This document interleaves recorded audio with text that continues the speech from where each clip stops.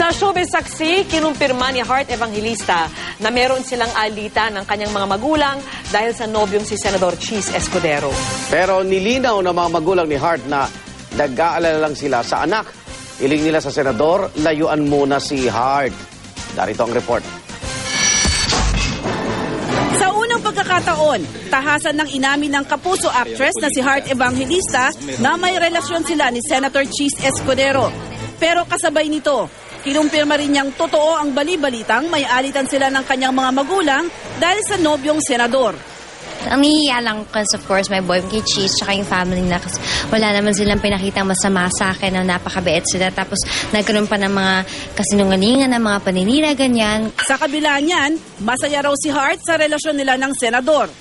Nahanap ko na yung taong para sa akin. Huwag na nilang ilayo yung taong mahal ko.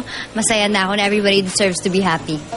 Paglilinaw naman ng mga magulang ni Heart, kapakanan lang daw ng anak ang iniisip nila. Sinisigawan daw kasi ni Escudero si Heart at minamanipula pa raw na lumaban sa kanila. Ang tao pag gusto magulang, lalo na yung anak ko, balang araw, kawawa naman yan, baka kung anong mangyari doon.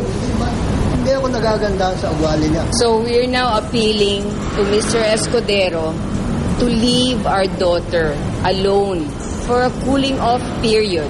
Tumanggi munang magbigay ng reaksyon dito si Escudero. Pero ilang oras lang bago ang interview kay Heart kanina, sinabi ng senador na ayaw niyang panghimasukan ang relasyon ng kanyang nobyo at ng mga magulang nito. Ang paumanhin pero sapat na siguro sabihin kong ayaw ko manghimasok sa hindi pagkakaunawaan sa pagitan ng anak at ng kanyang mga magulang. Sana yung iba hindi rin manghimasok at pumasok sa organisasyong yan para sa lalong madaling panahon ay maayos ng isang pamilya.